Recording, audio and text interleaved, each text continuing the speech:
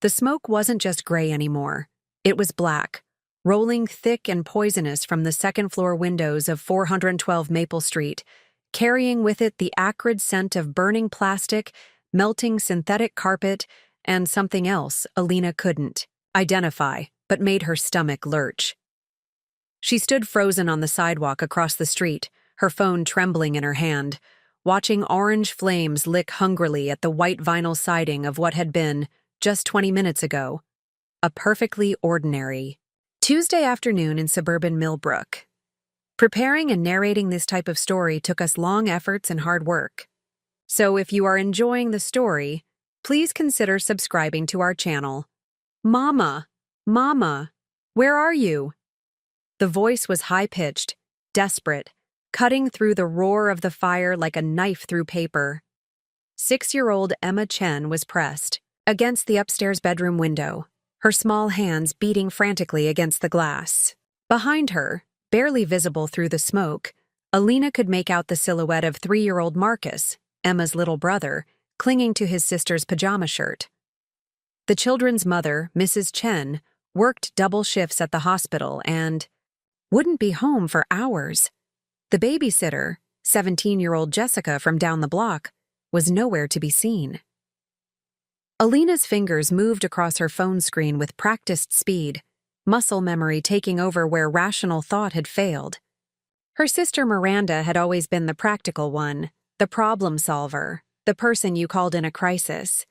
Even though they hadn't spoken in 6 months, not since that terrible Christmas dinner when Miranda had called Alina's decision to quit her corporate job and become a freelance photographer another one of your irresponsible phases.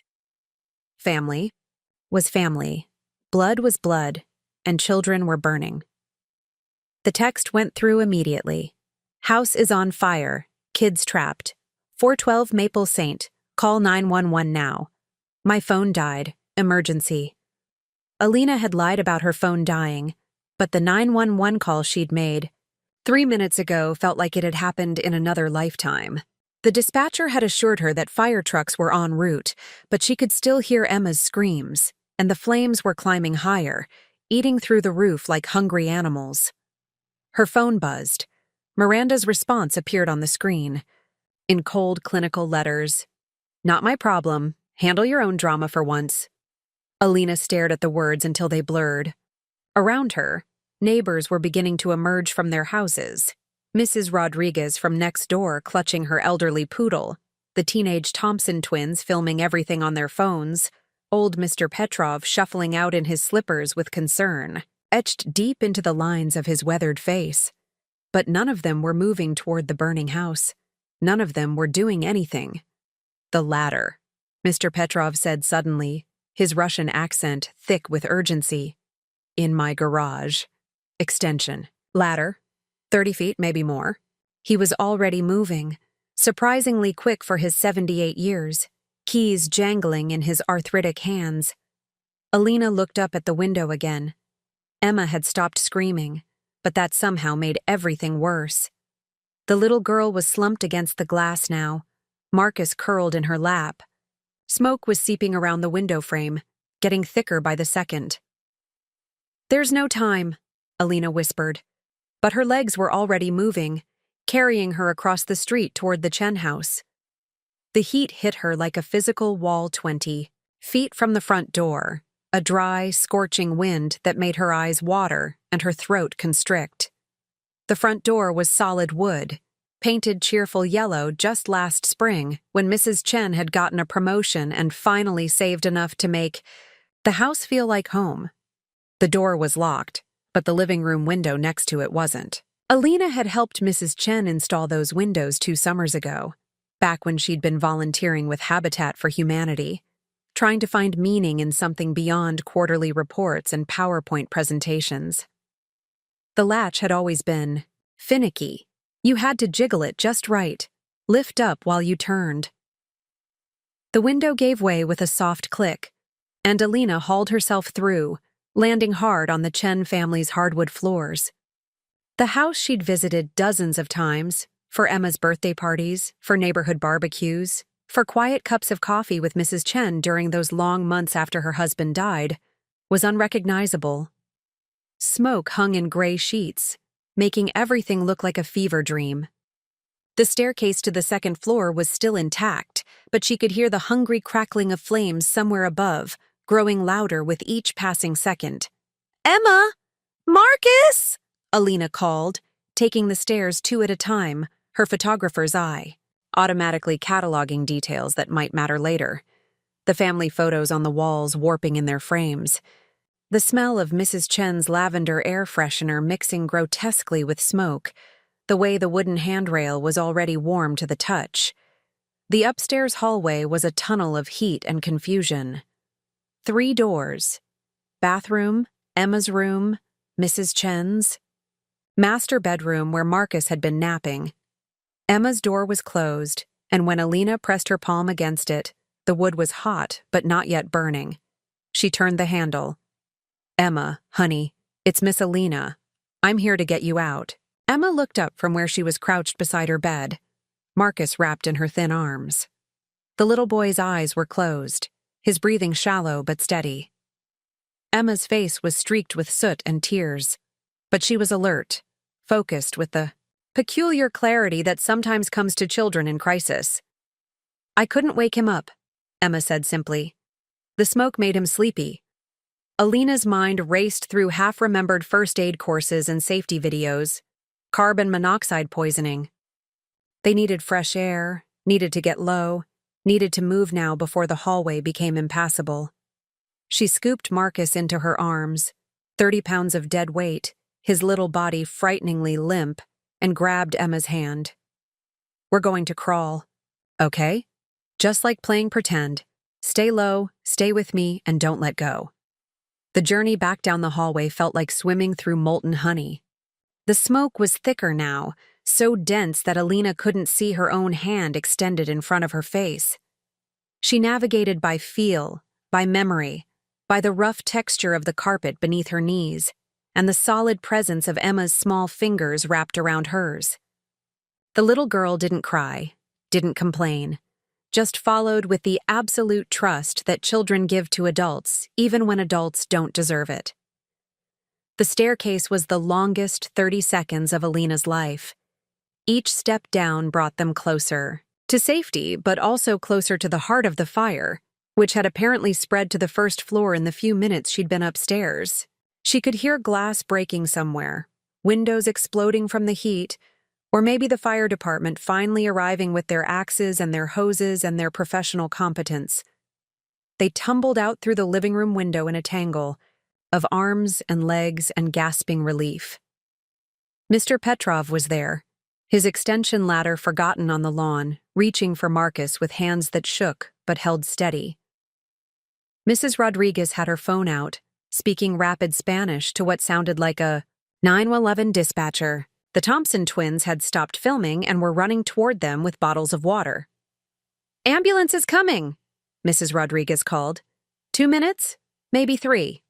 Alina laid Marcus on the grass and tilted his head back, checking his airway the way she'd learned in that long-ago CPR class. His breathing was stronger now, more regular. Emma knelt beside her brother, smoothing his dark hair away from his forehead, with maternal gestures that seemed far too old for her 6 years. "Is Mama going to be mad?" Emma asked quietly. Alina looked at this little girl who had stayed calm in the face of death, who had protected her baby brother, who was worried about her mother's reaction instead of her own trauma. Something cracked open in Alina's chest. Not breaking, but opening, like a seed that had been waiting all winter for the right conditions to finally sprout. "No, honey," Alina said, pulling Emma against her side. "Your mama is going to be so proud of how brave you were." The fire trucks arrived then in a crescendo of sirens and diesel engines and shouted orders. The paramedics took over Marcus's care, with efficient gentleness, fitting him with an oxygen mask that made him look even smaller, even more fragile. Emma rode in the ambulance with her brother, her little hand pressed against the window, watching Alina until they turned the corner toward Millbrook General Hospital. Alina stood alone on the sidewalk as the firefighters worked to contain the blaze that had already claimed the Chen family's entire second floor. Her phone buzzed with a text message from her boss at the marketing firm where she'd worked for 3 years before taking the photography leap. "Hey, saw the news. Crazy stuff. Still available for that product shoot tomorrow?" She deleted the message without responding. Her phone buzzed again. This time it was her neighbor Dave from the apartment complex where she lived. "Dude, you're on Channel 7. You look terrible, but in a good way. Hero terrible." Alina looked around for the news cameras and spotted them across the street. A small crew from WKBR, the local affiliate that usually covered school board meetings and county fair corn dog eating contests. The reporter, a young woman with perfectly styled hair and a concerned expression practiced in front of bathroom mirrors, was interviewing Mr. Petrov about his ladder and his 40 years in the neighborhood. "The children," Mr. Petrov was saying in his careful English, "they are safe because she did not wait. She did not think about herself. This is what neighbors do, yes? This is what family does." Alina felt a familiar weight in her pocket. Her professional camera, a Canon 5D that she carried everywhere. Habit from her new life as a freelance photographer. She'd been so focused on the emergency that she hadn't even thought to take pictures. The irony struck her as both tragic and perfect. The most important moment of her life so far, and she'd forgotten to document it. Her phone buzzed a third time. Miranda again. "Saw the news. Mom called crying. What the hell did you do this time?" This time, Alina didn't hesitate. Her fingers moved across the screen with steady precision. "I saved 2 children from a house fire while you were deciding. It wasn't your problem. We're done." She hit send, and then, after a moment's consideration, blocked her sister's number entirely. The fire was under control now, reduced to smoldering embers and the occasional flare-up that the firefighters attacked with methodical persistence. The Chen house would be a total loss. Mrs. Chen would need to start over completely, rebuild from ash and memory and the kindness of neighbors who barely knew her name. But Emma and Marcus were alive. They were breathing. They would go home to their mother tonight, eventually, somewhere else, but they would go home. Fire Chief Robert Hayes approached Alina with the measured stride of a man who had seen every possible variation of disaster and heroism. He was in his 50s, gray-haired and serious, with the kind of face that belonged on recruitment posters for public service jobs. "Miss Torres?" he said, though she hadn't told anyone her name. "I'm Chief Hayes. I understand you were first on scene?" Alina nodded, suddenly exhausted. The adrenaline was wearing off, leaving behind shaky hands and a throat that burned with each breath. "The children are stable," Chief Hayes continued. "Little boy has some smoke inhalation, but nothing serious. Both kids are asking for the lady. Who helped them? I think that's you. Are they okay? Really okay? They're going to be fine. Thanks to you." Chief Hayes paused, studying her with the careful attention of someone accustomed to measuring people in moments of crisis. "What you did in there, going into a burning building without equipment, without training, I can't officially recommend. Too dangerous. But off the record?" He extended his hand. "Thank you." Alina shook his hand, feeling the calluses that came from decades of holding fire hoses and climbing ladders and pulling people from the wreckage of their worst days. "The babysitter?" she found herself asking. "Jessica, was she?" She left. About an hour before the fire started. Family emergency of her own. Mrs. Chen gave her permission to go. The kids were supposed to be napping, and she lives right down the block. Just bad timing all around. Bad timing. As if the universe operated on a schedule that could be disrupted by traffic jams and family emergencies, and the 1,000 small decisions that led, inevitably, to moments when everything balanced on the edge of a knife. The WKBR reporter was approaching. Now, her cameraman trailing behind with the patient resignation of someone who filmed a lot of city council meetings. Alina could see herself reflected in the lens. Soot-streaked face, singed eyebrows, her favorite vintage t-shirt ruined with smoke and sweat and the smell that would probably never come out. "Miss Torres?" I'm Jennifer Walsh from Channel 7. Could we get a few words about what happened here today? Alina looked at the camera, then at the smoking remains of the Chen house, then at her phone where Miranda's blocked messages would never reach her again. She thought about Emma's calm voice asking if her mama would be mad. She thought about Marcus's small weight in her arms, his perfect trust that someone would save him. She thought about her sister's response to a cry for help. Not my problem. Actually, Alina said, Yes, I think I have a few things to say. The alarm clock's shrill cry cut through Alina's dreams at 6:30 a.m., the same as every morning for the past 8 months since she'd made the terrifying leap from corporate marketing to freelance photography. She reached across the narrow bed in her studio apartment, slapping the snooze button with the practiced efficiency of someone who had never quite learned to be a morning person, despite years of trying to convince herself otherwise. Wednesday. Morning light filtered through the thin curtains she'd bought at Target during her first week of freedom being her private word for the controlled panic of self-employment. The light was gray and uncertain, typical for early October in Millbrook, carrying the promise of winter but not yet its bite. Alina lay still for a moment, taking inventory of her body the way she did every morning now. No broken bones, no mysterious aches, lungs clear and working. It had become a ritual after yesterday's trip into the Chen house, a reminder that she had survived something that could have ended very differently. Her phone sat on the makeshift nightstand, a cardboard box covered with a vintage scarf she'd inherited from her grandmother, displaying 17 missed calls, 43 text messages, and 89 Instagram notifications. The fire had made the local news cycle, apparently, and with it her 15 minutes of reluctant fame. She scrolled through messages from high school classmates she hadn't spoken to in years, distant relatives emerging from social media obscurity, and strangers offering everything from job opportunities to marriage proposals to theories about government conspiracies. But the message that stopped her scrolling came from a number she didn't recognize. Miss Alina, this is Emma. Mama got me a phone to call you. Marcus wants to know if you can come see us. We are at the hospital but going to Grammy's house today. Thank you for saving us. Love, Emma Chen, age 6. Alina read the message 3 times before the words fully registered. Emma had learned to text.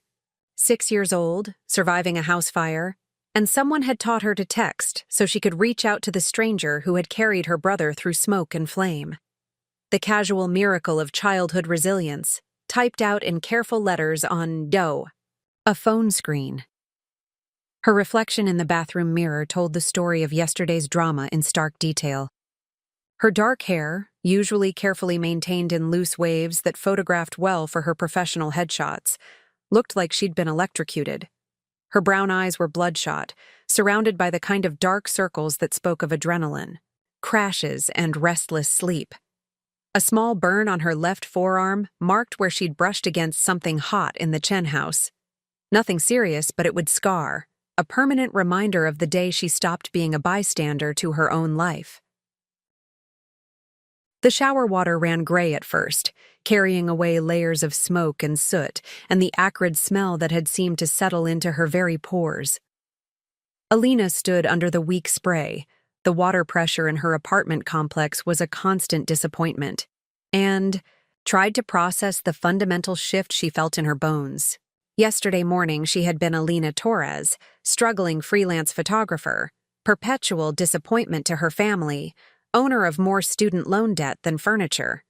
Today she was still all those things, but she was also something else. Someone who ran toward danger instead of away from it. Her phone rang while she was getting dressed. Mrs. Chen's voice was thick with exhaustion and gratitude, the words tumbling over each other in a rush of English mixed with Mandarin phrases that Alina didn't understand but somehow felt in her chest. Alina, I cannot. There are no words. Emma told me what you did, how you came for them when no one else would come. The doctors say Marcus is perfect, no problems with his lungs. Nothing. Emma. She is asking for you every 10 minutes. She wants to know if you will be her friend. Of course I'll be her friend, Alina said, surprised by how easily the promise came. How are you holding up? Do you need anything?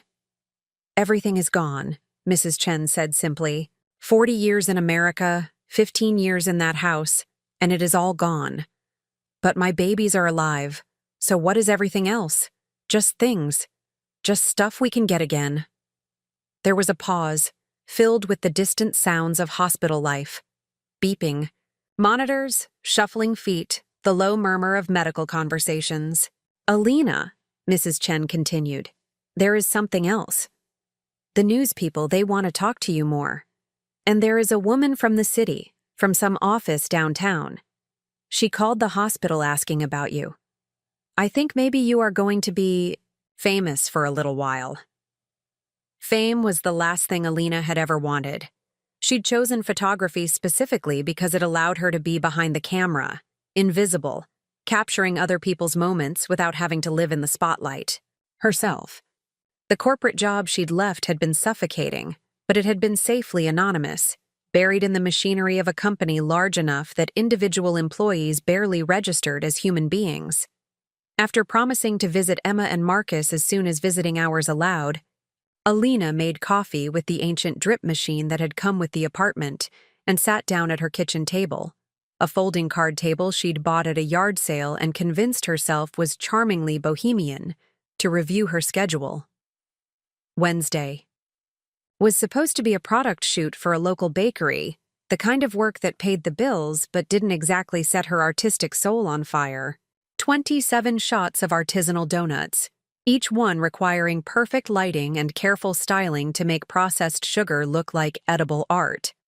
Her phone buzzed with a call from Rachel Morrison, the bakery owner and Alina's most reliable client. Honey, I saw you on the news this morning, Rachel said without preamble. Rachel was one of those people who called everyone honey, sugar, or sweetie, but somehow made it feel genuine rather than condescending. Are you okay? Do you need to reschedule? Because I have to tell you, my phone hasn't stopped ringing since the story aired. Apparently being photographed by a local hero adds value to donuts. Who knew? I'm fine, Alina said, though she wasn't entirely sure that was true. We can still do the shoot if you want. Oh, we're definitely still doing the shoot? But I'm thinking we might want to expand it a little. Maybe get some shots of you working? My customers are asking if the lady who saved those kids is the same photographer who does my social media. I told them yes, and now they want to support you by supporting me. It's beautiful, really, the way tragedy brings out people's shopping instincts. Rachel's casual cynicism was exactly what Alina needed, a reminder that the world kept turning, that bills still needed to be paid, that heroism didn't automatically translate into financial stability. She agreed to the expanded shoot and spent the rest of the morning reviewing her equipment, checking battery levels and lens cleanliness with the methodical precision that had made her good at her corporate job and, she hoped, might make her good at this new life too. The drive to Rachel's bakery took her past the Chen house, or what was left of it. In daylight, the damage looked even worse. A skeleton of blackened beams and melted siding, yellow caution tape fluttering in the autumn breeze like prayer flags. A small memorial had already sprung up on the sidewalk. Flowers from neighbors, stuffed animals for the children, a handwritten sign that read, "Thank you to the angel who saved Emma and Marcus." Alina parked across the street and walked to the memorial, adding her own small contribution. A single white rose she'd bought at the gas station. Nothing fancy, just an acknowledgement that this place had changed her life in ways she was still trying to understand. An elderly woman approached her, moving slowly with the help of a walker decorated with tennis balls and small American flags. "You're her, aren't you?" the woman said. "The girl who went into the fire." Alina nodded, feeling oddly guilty, as if she'd been caught impersonating someone braver than herself. "I'm Dorothy Walsh. I live right there." She gestured to a small blue house 3 doors down from the ruins. I've lived in this neighborhood for 62 years, seen it change from farmland to suburbs to whatever it is now. I've never seen anything like what you did yesterday. Anyone would have done the same thing, Alina said, though even as she said it, she knew it wasn't true. The street had been full of neighbors yesterday, and she had been the only one to move toward the fire instead of away from it. No, dear, Dorothy said gently. They wouldn't have. That's what makes it special. That's what makes it matter. Dorothy reached into her purse and pulled out a small envelope, yellowed with age and carefully preserved. This is a letter my husband wrote me from France during the war, she said. He was a medic, saw terrible things, saved a lot of boys who might not have made it home otherwise. He used to say that courage isn't about not being scared. It's about being scared and doing what needs to be done anyway. I think he would have liked you. Alina accepted the envelope with hands that weren't quite steady. The letter inside was dated 1944, written in careful cursive on paper so fragile it seemed, to whisper with each breath of wind. My dearest Dorothy, it began. Today I pulled a kid from a burning Jeep. He couldn't have been more than 19, just a baby really. But he'll go home to his mama because I didn't think about whether I might get burned doing it. I keep thinking about how his mother will never know my name, but somewhere in Iowa or Ohio or wherever he's from, she'll be grateful to a stranger she'll never meet. That's got to count for something, don't it? Keep it, Dorothy said when Alina tried to hand the letter back. Harold's been gone 15 years now, but I think his words are meant for you. The bakery shoot went better than expected. Rachel was right about the hero factor. Several customers lingered to watch Alina work, asking questions about her equipment, her technique, her plans for the future. One woman, a middle-aged teacher named Susan, booked a family portrait session on the spot. Another, a young mother with twins, wanted Alina to photograph her daughter's upcoming ballet recital. It's funny, Rachel said during a break between setups. I've been trying to build buzz around this place for 2 years. Local food bloggers, social media campaigns, even paid for a small ad in the paper. But 5 minutes on the evening news, talking about something completely unrelated, and suddenly I'm booked solid for the next month. Maybe people just needed a reason to pay attention, Alina said, adjusting the lighting on a particularly photogenic maple bar. Maybe. Or maybe they needed a reason to feel good about something. Hero supports local business supports community supports hero. It's a nice cycle, assuming you can handle being the center of it. That was the question, wasn't it? Alina had spent her entire adult life trying to be invisible, to blend in, to meet expectations without exceeding them. Her corporate job had been perfect for that, a small cog in a large machine, successful enough to avoid criticism, but not successful enough to attract unwanted attention. Even her photography work had been deliberately low-key, small businesses, and family portraits, nothing that would land her in newspapers or on television. But invisibility was no longer an option. The story had legs, as journalists like to say. By afternoon, it had been picked up by regional news outlets, then shared on social media, then somehow made its way to one of those human interest segments that national networks use to fill time between more serious news. Her phone rang constantly now, reporters wanting interviews, producers pitching reality show concepts, strangers sharing their own stories of heroism or loss, or the complicated space between the two. The most unexpected call came just as she was packing up her equipment at the bakery. The caller ID showed a number with a Washington, D.C. area code, which usually meant either a political pollster or someone trying to sell her health insurance she couldn't afford. Ms. Torres, this is Sarah Chen. No relation to the family you helped yesterday. Different Chen entirely. I'm a staff member for Congressman Martinez's office. The congressman would like to invite you to Washington for a ceremony honoring every day. Heroes. Would you be interested in discussing the details? Alina sat in her car outside the bakery, watching normal people go about their normal Wednesday evening routines, picking up dinner, walking dogs, navigating the small dramas of ordinary life, and tried to process the idea that someone in Congress knew her name. "I'm not sure I'm hero material," she said finally. "With respect, ma'am, that's exactly what a hero would say." The conversation that followed was polite but persistent.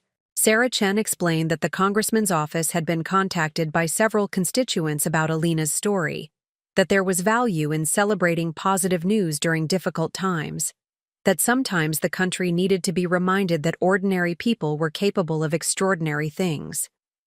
"I understand this is overwhelming," Sarah said. "You went from private citizen to public figure in about 12 hours. But you have a platform now, whether you wanted one or not. The question is what you want to do with it." After declining the Washington invitation, politely but firmly, Alina drove to Millbrook General Hospital to visit Emma and Marcus. The pediatric wing was decorated with cartoon characters and bright colors that seemed to promise that everything would be okay. Even when it clearly wasn't, she found the Chen family in room 314, Emma curled up in bed next to her sleeping brother, both of them looking impossibly small under the starched white sheets. "Miss Alina!" Emma's face lit up with the kind of pure joy that adults spent their whole lives trying to recapture. "Marcus, wake up! Miss Alina is here." Marcus opened his eyes slowly, still groggy from whatever mild sedatives they'd given him to keep him calm during the medical examinations. When he saw Alina, he held out his arms with the absolute trust of a 3-year-old who had already decided she was safe. "You came back," he said simply, and something in Alina's chest cracked open all over again. Mrs. Chen was sitting in the corner chair that hospital rooms provided for family members, still wearing the scrubs from her shift at the hospital where she worked as a nurse. She looked like she hadn't slept in 36 hours, which was probably accurate. "The doctors say they can go home tomorrow," Mrs. Chen said. "My mother has a house in Riverside, about 20 minutes from here. The kids will have to change schools. Start over, but at least we have somewhere to go." "What about insurance?" Alina asked. "Will it cover rebuilding?" Mrs. Chen's smile was tired but not bitter. "Some, not enough, but the Red Cross has been very kind, and the church is taking up a collection. We will figure it out. We always do." Emma tugged on Alina's sleeve. "Miss Alina, will you still be our friend when we move to Grammy's house? It's far away from Maple Street." 20 minutes isn't far at all," Alina said, "and friends stay friends no matter where they live. Promise?" "Promise." They spent an hour together, Emma showing Alina the drawings she'd made of their house before the fire. Careful crayon renderings that captured details Alina hadn't noticed, the blue flowers Mrs. Chen had planted by the front steps, the bird feeder that attracted cardinals to their kitchen window, the basketball hoop Mr. Chen had installed in the driveway before he died. Still there in Emma's memory, even though cancer had taken him 2 years ago. "Daddy would have liked you," Emma said with the matter-of-fact wisdom that children possessed about death. "Mama says you're brave like he was." On the drive home, Alina found herself taking a different route than usual, winding through neighborhoods she'd never explored, past houses where families were settling in for ordinary Wednesday evenings.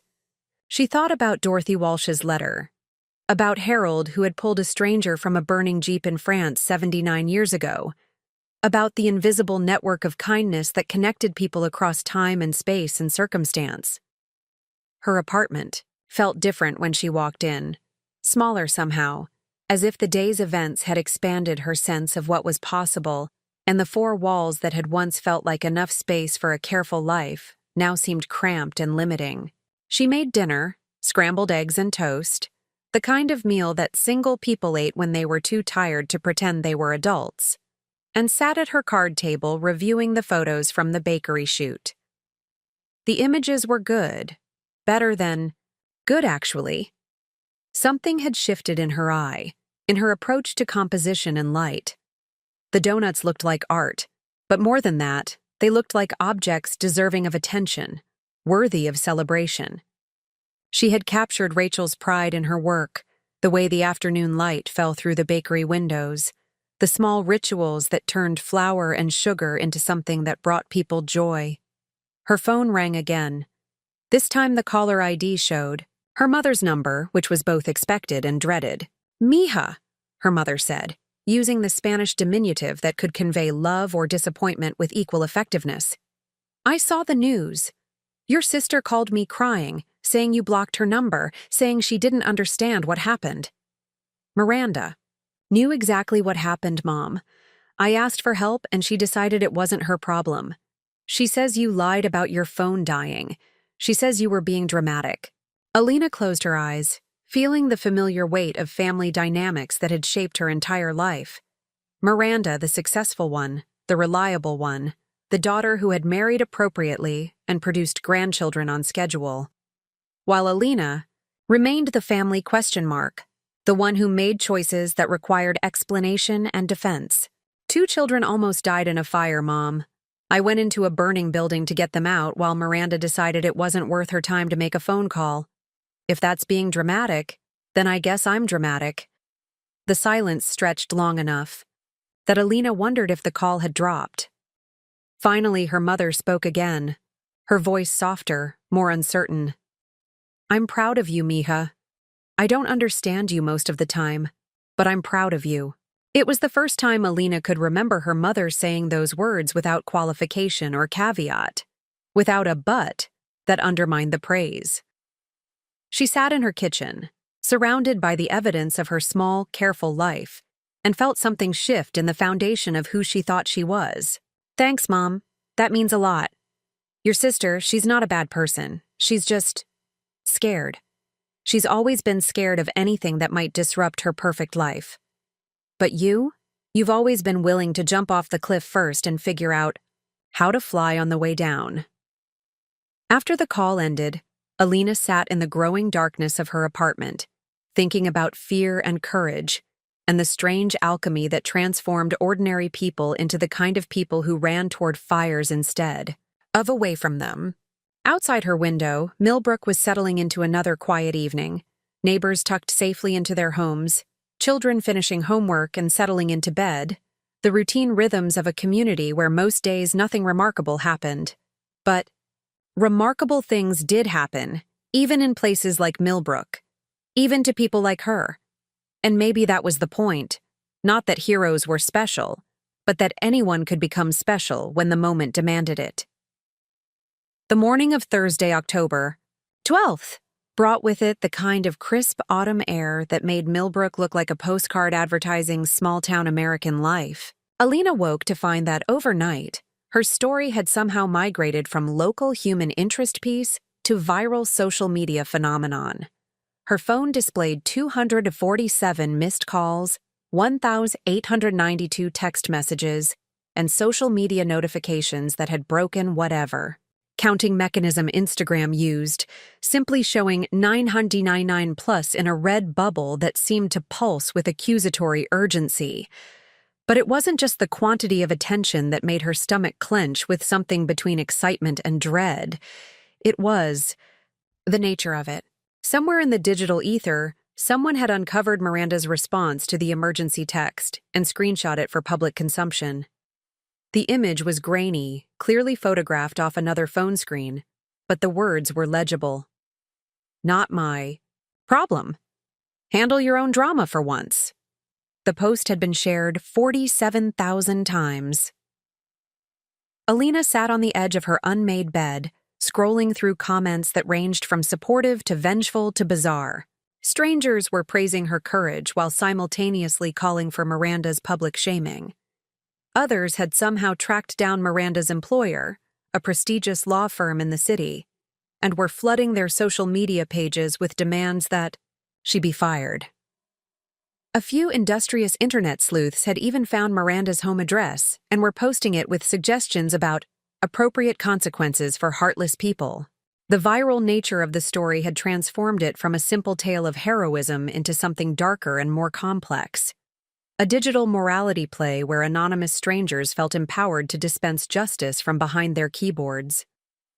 Alina found herself in the uncomfortable position of being simultaneously celebrated and weaponized, her story used as ammunition in battles she never wanted to fight. Her phone rang at 7:23 a.m. The caller ID showed a number she didn't recognize, but by now she'd learned that could mean anything: reporters, producers, lawyers, or just people who'd somehow obtained her contact information and felt compelled to share their opinions about family loyalty and moral obligations. Ms. Torres, this is Detective Patricia Williams with the Millbrook Police Department. I know this might seem unusual, but we've received several calls about your sister's safety. People are upset about her response to your emergency. Some of the threats being made online are concerning enough that we felt we should reach out. Alina felt ice settle in her stomach. Threats? What kind of threats? Nothing specific enough to prosecute, but angry enough to worry about. People talking about teaching her a lesson, making her understand what family means. Someone posted what appears to be her work schedule. Another person shared photos of her car with the license plate visible. It's the kind of attention that sometimes escalates beyond online harassment. This is insane, Alina said, running her free hand through her hair. I never wanted any of this. I just wanted help getting to some kids who were trapped in a fire. I understand that, ma'am, but the internet doesn't really care about context or proportionality. Would you be willing to make a statement asking people to leave your sister alone? Sometimes when the person at the center of the story speaks up, it can help calm things. Down. After agreeing to come to the police station later that morning, Alina made coffee with shaking hands and tried to process the fact that her attempt to save 2 children had somehow created a situation where her sister might need police protection. The moral landscape of the situation had become so twisted that she couldn't even identify the good guys and bad guys anymore. Her doorbell rang at 8:15 a.m., followed immediately by urgent knocking. Through the peephole, she could see a young woman in a rumpled suit holding a microphone, flanked by a man with a shoulder-mounted camera. More news crews were visible in the parking lot of her apartment complex, setting up equipment and apparently preparing to spend the day documenting her every movement. Alina's phone buzzed with a text from her landlord. Several news vans in parking lot. Other tenants complaining. Need to discuss lease implications. Call me. She was trapped in her own apartment, held hostage by a story that had taken on a life of its own. The woman she'd been 3 days ago, quiet, invisible, struggling to build a freelance photography business without attracting too much attention, no longer existed. In her place was someone named Alina Torres, local hero, a character in a narrative she couldn't control. The next text message came from Emma Chen. Miss Alina, are you okay? Grammy saw you on the computer and people are saying mean things. Marcus wants to know if you need us to save you now. The innocent offer of rescue from a 6-year-old cut through Alina's growing anxiety like a knife through fog. Emma and Marcus didn't care about viral social media or digital mob justice or the complex ethics of family obligation. They just knew that she had helped them, and now they wanted to help her. The pure simplicity of childhood loyalty felt like a lifeline in the churning confusion of adult complications. Alina called Mrs. Chen, who answered on the first ring with the tired voice of someone who'd been fielding media calls since dawn. Oh, Alina. I was hoping you would call. The reporters have been trying to reach us since last night, wanting to interview the children, asking about your family situation. I told them the children don't speak to strangers, but they keep calling. I'm so sorry this is affecting you. None of this is what I intended. You intended to save my babies, Mrs. Chen said firmly. Everything else is noise. But Alina, there is something you should know. A woman came to the hospital this morning looking for Emma and Marcus. She said she was your sister, wanted to apologize to the children, make things right. Alina felt her breath catch. Miranda was there? The security guard turned her away. We'd already told them no visitors except family. But she left something for you. A letter. Would you like me to read it? Please. Mrs. Chen's voice took on the careful cadence of someone reading unfamiliar handwriting. It says, "Alina, I know you won't take my calls, and I understand why. What I said was unforgivable. I was having the worst day of my year, and I took it out on you because that's what we've always done.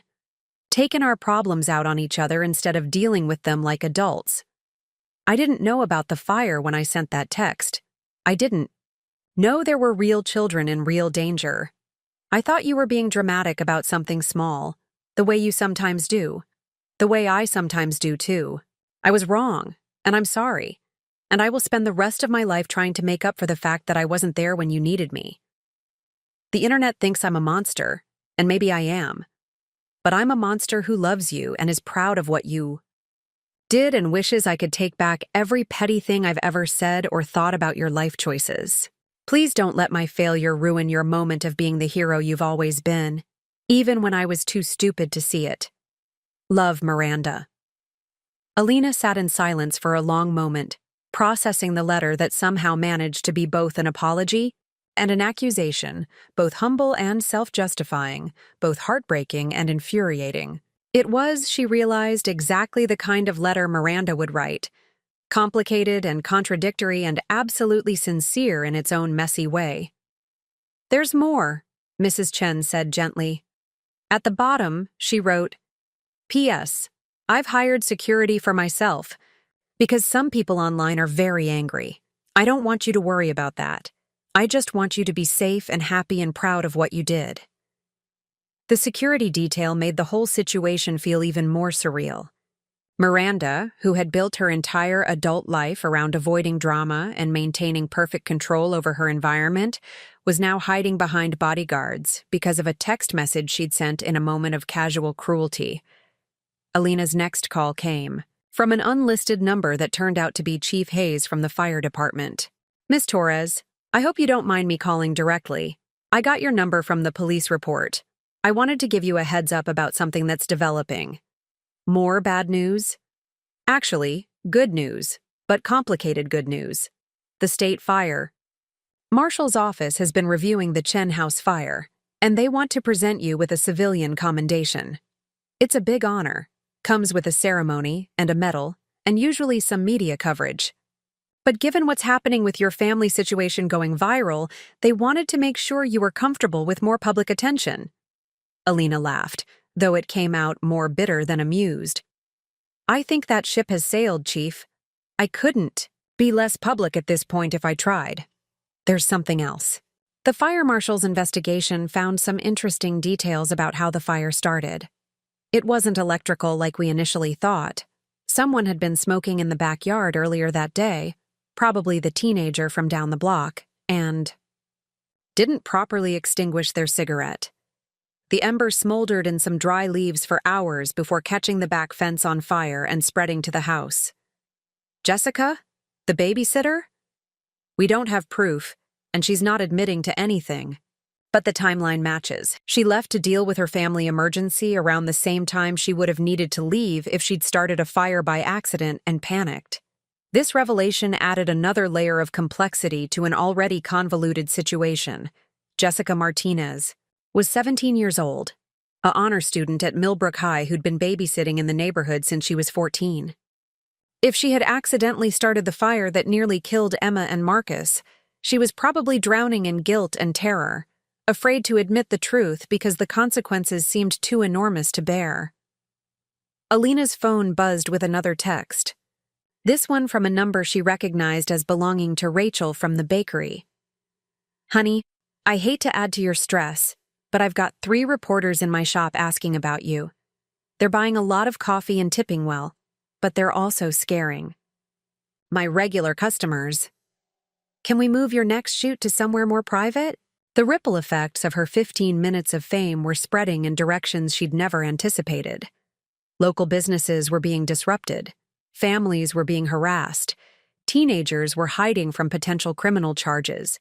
And her sister was living under armed guard, all because she'd climbed through a window to help 2 children who needed saving. At 10 a.m., Alina finally worked up the courage to leave her apartment. The news crews had multiplied overnight. She counted 5 vans from different networks, plus several cars that probably belonged to print reporters and online journalists. They swarmed her the moment she stepped outside, a chaos of microphones and cameras and shouted questions that blended together into incomprehensible noise. Alina, how do you feel about your sister's response?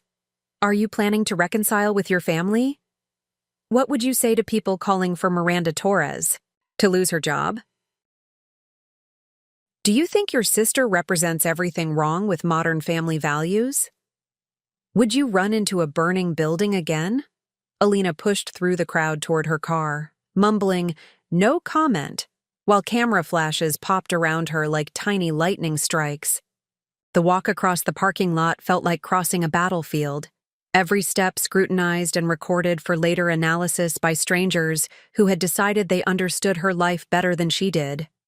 The drive to the police station required a circuitous route to lose the news vans that followed her, turning the normally straightforward 10-minute trip into a 25-minute exercise in amateur espionage.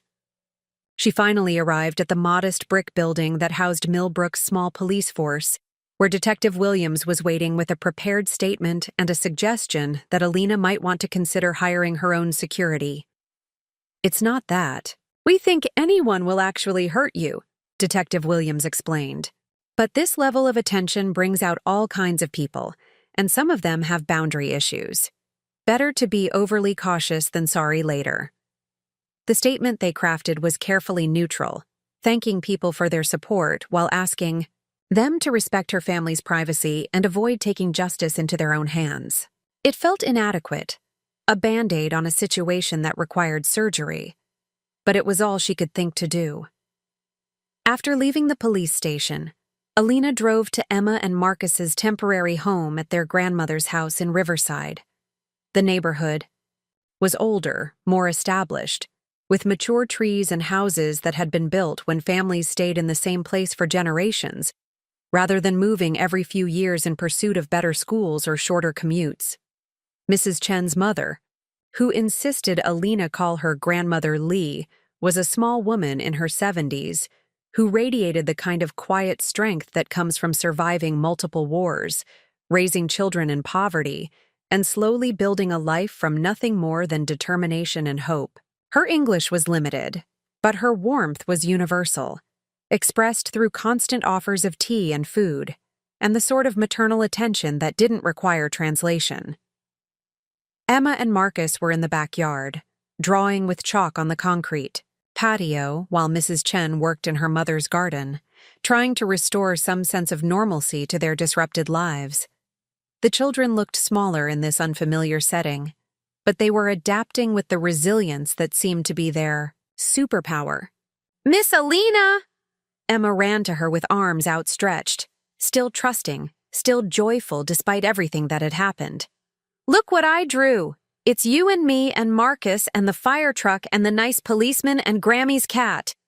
The chalk drawing was a riot of color and imagination, showing figures with oversized heads and stick-thin bodies arranged around a house that was simultaneously on fire and perfectly intact, as if Emma's mind was still trying to process the contradiction between destruction and survival.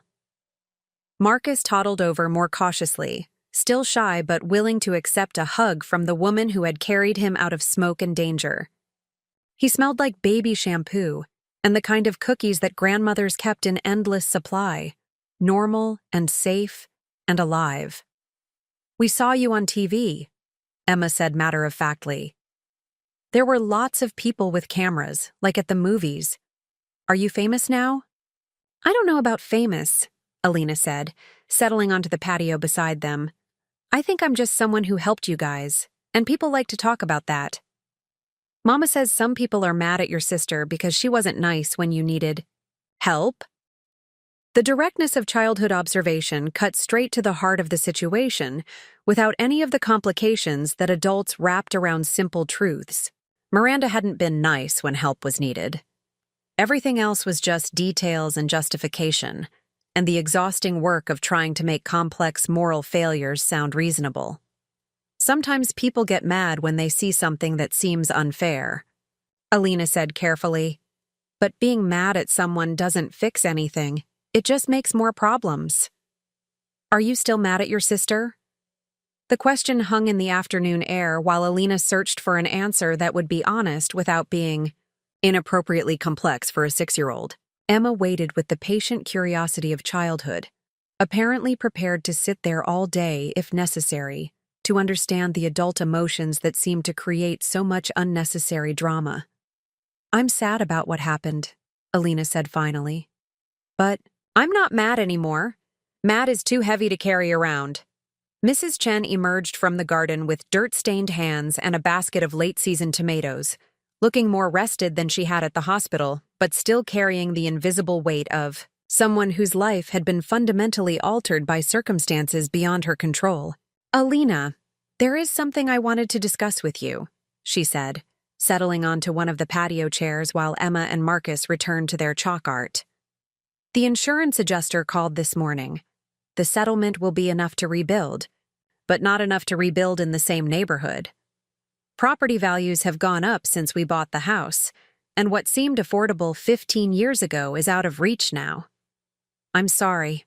That seems impossible to navigate on top of everything else. Actually, it might be okay, maybe even good. Emma will need to change schools anyway because of the trauma counseling the doctor recommended. Apparently, there are programs in other districts that specialize in helping children who've experienced disasters. And Marcus is young enough that moving won't disrupt his routines too much." Mrs. Chen paused, watching her children create their colorful interpretation of recent events on the concrete canvas. "There is something else, though.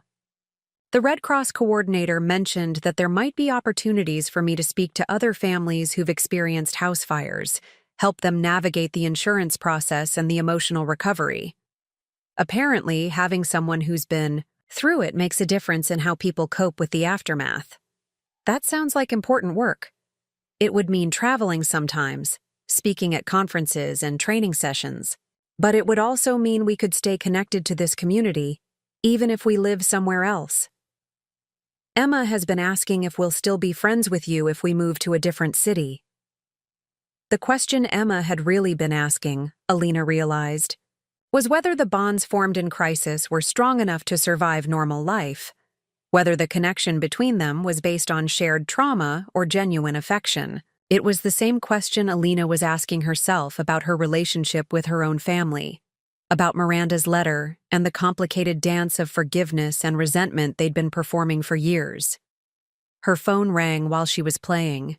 With chalk, and considering the mathematics of human connection, the caller ID showed her mother's number, which usually meant either good news or a lecture, with no middle ground between the two. "Mija, I just got off the phone with your sister. She's at home with security guards, scared to leave the house because people are waiting outside her building with signs." "Signs, Alina. Like she's some kind of criminal." "I know, Mom. I heard about the security. I also heard about her letter. She's not perfect, but she doesn't deserve this. Nobody deserves to have strangers deciding their punishment for them." "I agree. I put out a statement asking people to leave her alone." "Good. That's good. But there's something else. She wants to see you. She's been calling me every hour asking if I think you'll talk to her. She knows she messed up, but she doesn't know how to fix it." Alina looked at Emma and Marcus, still absorbed in their art project, still carrying the trust that adults would eventually sort out their complicated problems and return the world to a state where chalk drawings and grandmother's cookies were the most important concerns of the day. "I'll think about it, Mom." "Don't think too long, Mija. Life is short, and family is all we really have in the end." After ending the call, Alina spent another hour with the Chen family, helping Emma write a thank you card to the firefighters, and reading stories to Marcus while Mrs. Chen and Grandmother Lee discussed dinner plans in a mixture of English and Mandarin that somehow conveyed more warmth and security than any monolingual conversation could have managed. The drive home took her past the memorial that had grown around the remains of the Chen house. What had started as a few flowers and stuffed animals had expanded into an elaborate shrine, handwritten notes from strangers, American flags, teddy bears, candles in glass holders that someone was apparently keeping lit around the clock. A small group of teenagers was gathered around the memorial, adding their own contributions and taking selfies with the ruins in the background. One of the teenagers was Jessica Martinez. Alina parked across the street and watched as Jessica knelt by the memorial, placing a single white rose among the other offerings. Even from a distance, the girl's body language radiated guilt and sorrow, the particular grief that comes from knowing you've caused harm even when you never intended it. After the other teenagers left, Alina crossed the street and approached Jessica, who looked up with the startled expression of someone who'd been caught at something they shouldn't be doing. "Miss Torres," Jessica said, scrambling to her feet. You wanted to pay your respects. I understand." Jessica was crying now, the kind of silent tears that fall without permission when the weight of keeping secrets becomes too heavy to bear alone. "It was an accident," she whispered. "I know everyone thinks I'm a good kid, but I sometimes smoke. Behind the house when I'm babysitting. Just one cigarette when the kids are napping, to deal with the stress. My parents would kill me if they knew. But babysitting is harder than people think. And sometimes I just need 5 minutes to myself." "What happened that day?" "I thought I put it out completely. I always put them out completely. But Emma woke up crying, and Marcus was fussing, and my mom called about my grandmother having chest pains, and I had to leave so fast. I forgot to check the cigarette one more time. I forgot, and then—" She gestured helplessly at the blackened remains of what had been a family's home. "Have you told anyone else about this?"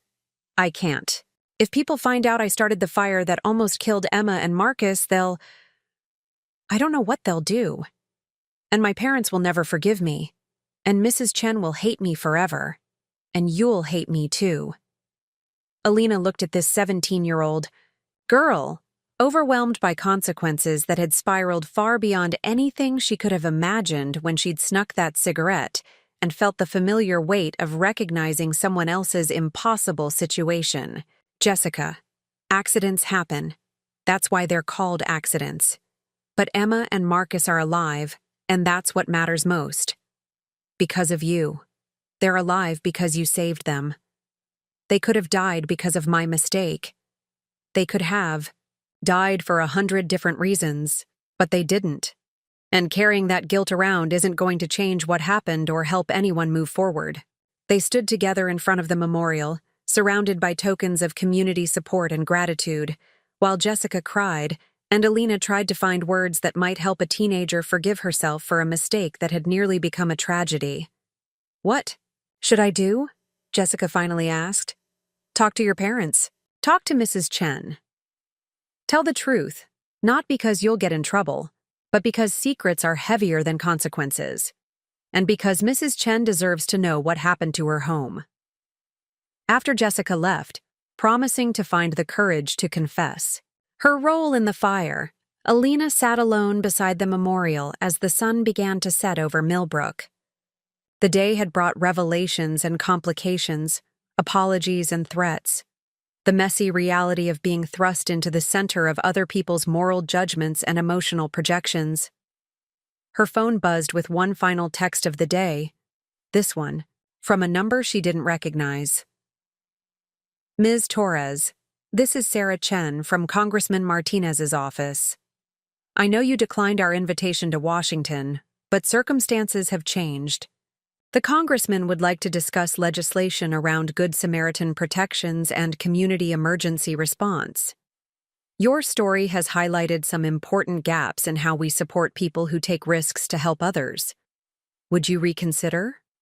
Alina looked at the memorial, at the evidence of how one moment of crisis could ripple outward in directions no one could predict or control, touching lives and changing laws, and forcing entire communities to examine their assumptions about courage and family and the obligations we owe to strangers.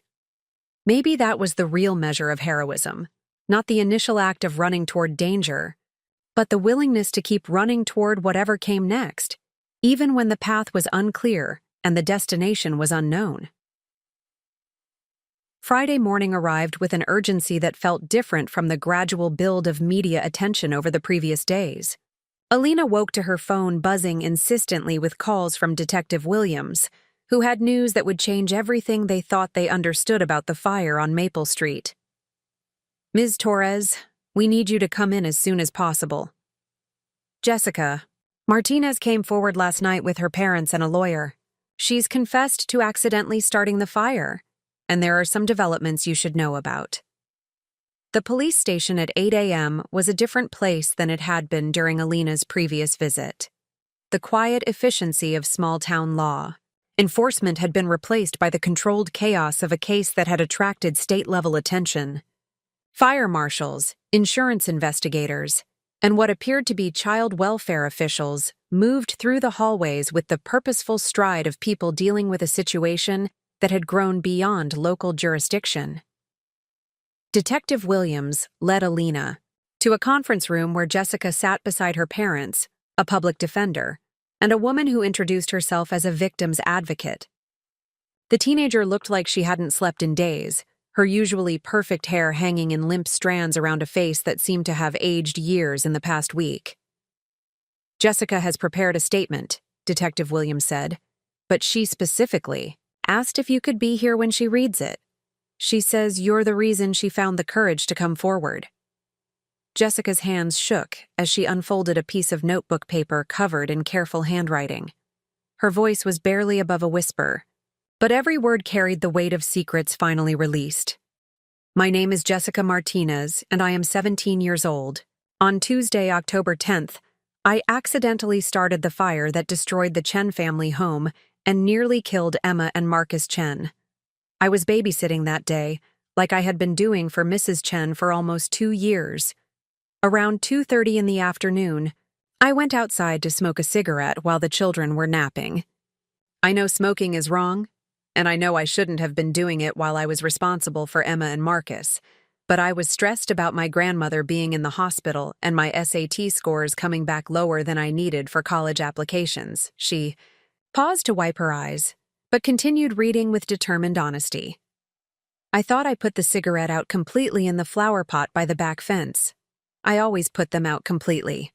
But my mom called about my grandmother having chest pains, and Emma woke up crying, and I had to leave quickly to get to the hospital. I forgot to double-check the cigarette, which is something I usually do because I know how dangerous it is to leave anything burning near dry leaves and wood." Detective Williams explained that the fire marshal's investigation had confirmed Jessica's account. The cigarette had smoldered in the potting soil for approximately 2 hours before igniting the decorative grass around the flower pot, which then spread to the wooden fence, then to the vinyl siding of the house, then to the interior structure. "What happens to her now?" Alina asked. "That's complicated," the public defender said.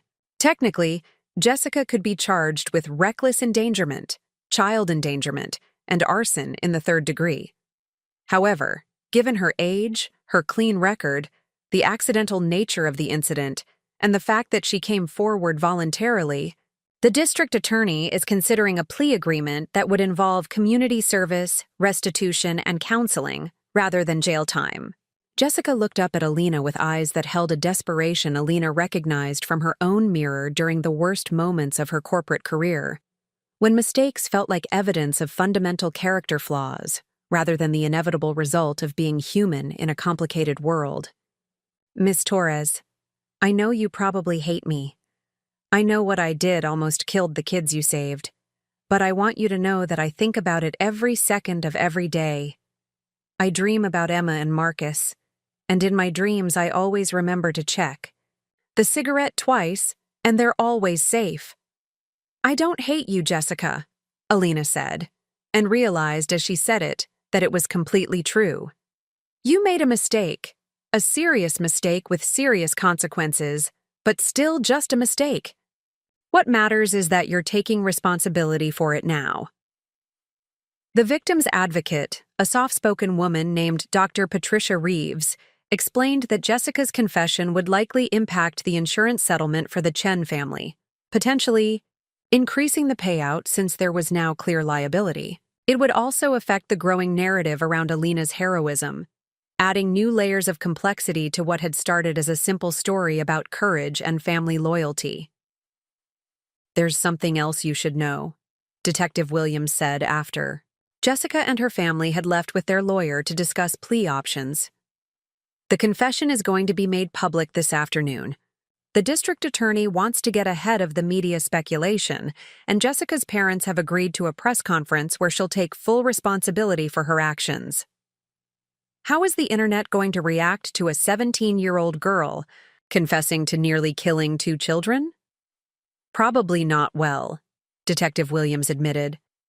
"That's why we're recommending that Jessica's family consider the same security precautions your sister has been taking.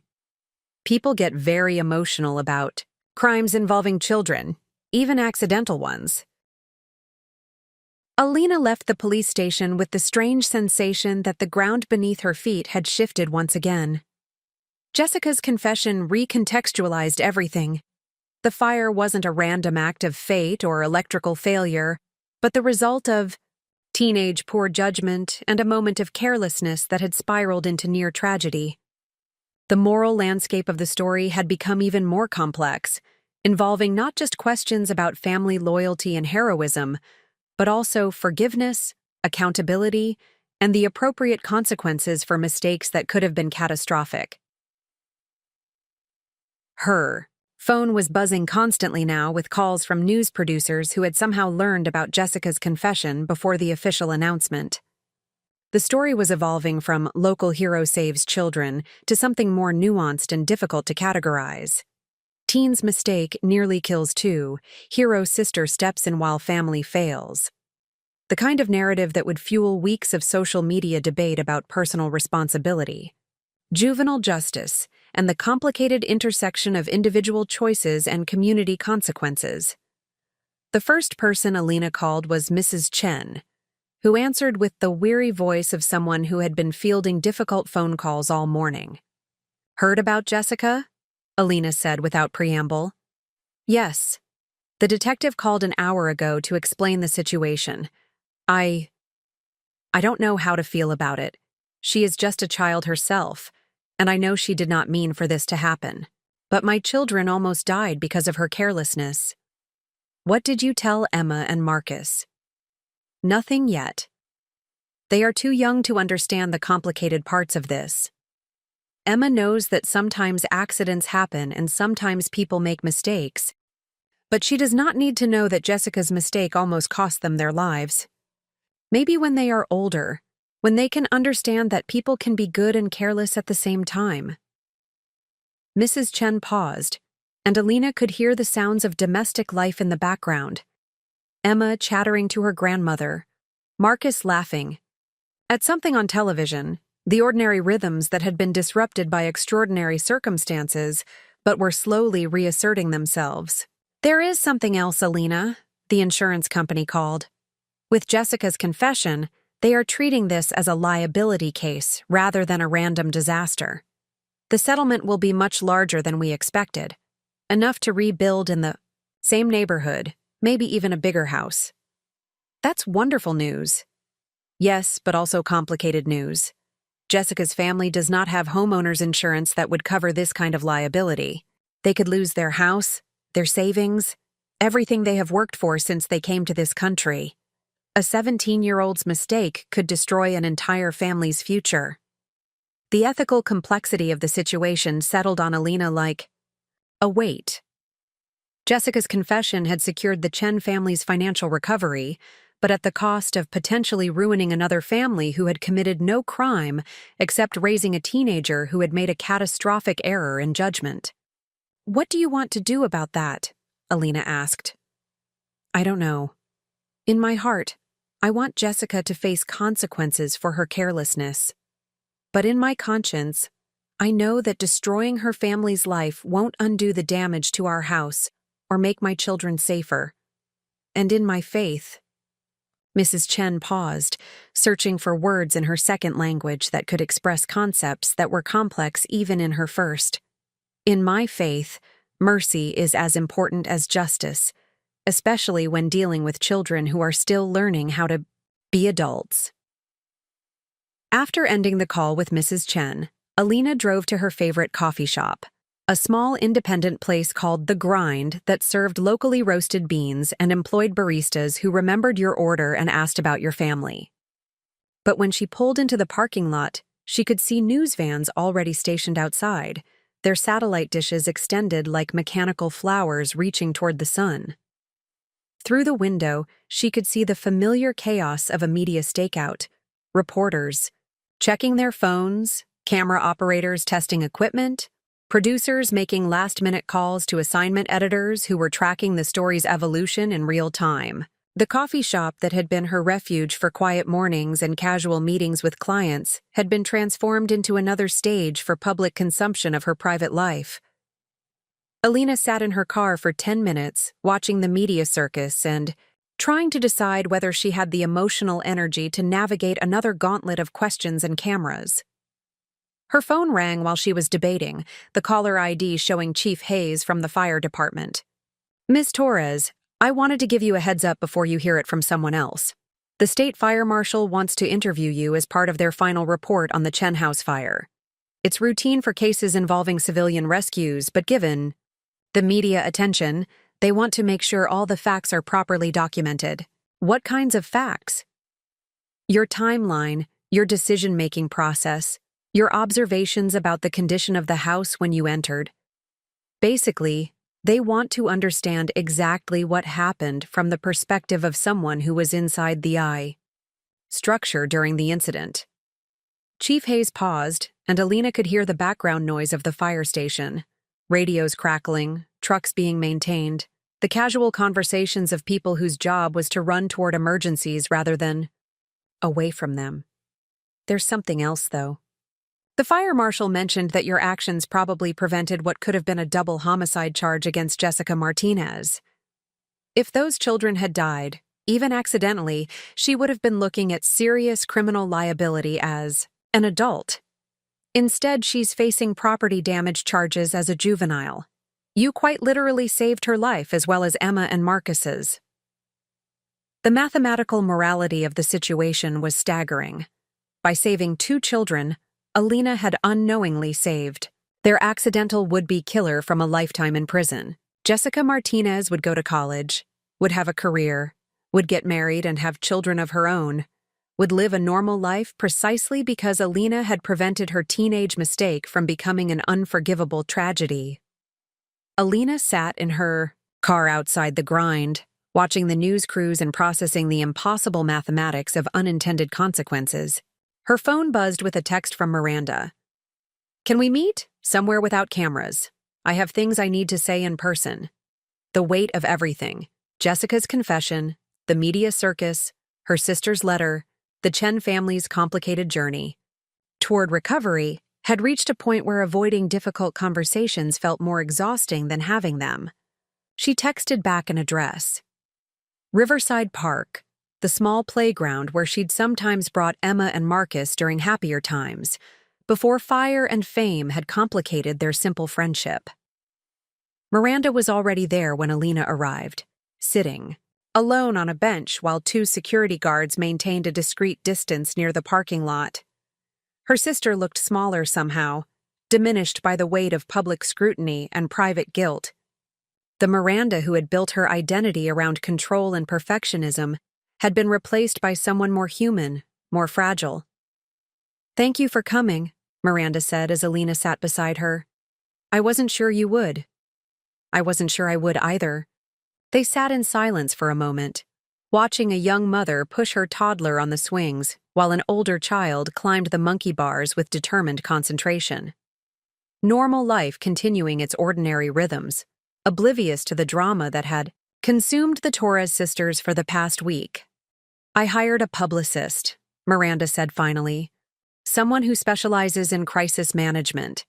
She says the internet will move on to the next outrage in a few days, maybe a week. People have short attention spans for other people's family problems." "Is that what you think this is? Other people's family problems?" Miranda turned to face her sister directly for the first time since Alina had arrived. "No, I think this is our family problem. I think it's been our family problem for years, and it took a house fire and public humiliation for me to admit it. What are you admitting exactly? That I've been treating you like you're still the irresponsible kid who used to forget to feed the goldfish and lost her library books. That I never adjusted my opinion of you when you grew up and made hard choices and built a life that might be different from mine but isn't wrong. That when you needed help, I responded like you were crying wolf instead of like you were my sister calling for help. Miranda's voice cracked on the last words, and Alina saw tears that seemed to surprise her sister as much as they surprised her. The publicist showed me the analytics on the social media posts about me, Miranda continued. Hundreds of thousands of people sharing screenshots of my text message, comments from strangers saying I represent everything wrong with modern families, that I should be ashamed, that you deserve a better sister. And the terrible thing is, Alina, they're right. Miranda, no, let me finish. I read every comment. All of them. People sharing stories about their own families, about times when they needed help and didn't get it, about regrets they carry around like stones in their pockets. I realized that my worst moment as a sister had become a symbol for everyone else's worst moments as family members. I became the face of all the ways we fail each other. Alina watched her sister cry and felt something shift in her chest. Not forgiveness exactly, but understanding. Miranda had always carried the weight of being the responsible one, the successful one, the daughter who met expectations and solved problems. The pressure of that identity had calcified into something brittle that had finally cracked under public scrutiny. What do you want from me? Alina asked. I want to be the kind of sister who would have called 911 immediately instead of dismissing your emergency as drama. I want to be someone you could trust to be there when things matter. I want another chance to get it right. And how do you want to do that? Miranda reached into her purse and pulled out a thick envelope. I've been researching organizations that help families recover from house fires. There's one called Phoenix Rising that provides emergency housing, helps navigate insurance claims, offers counseling services. They're underfunded and understaffed, but they do important work.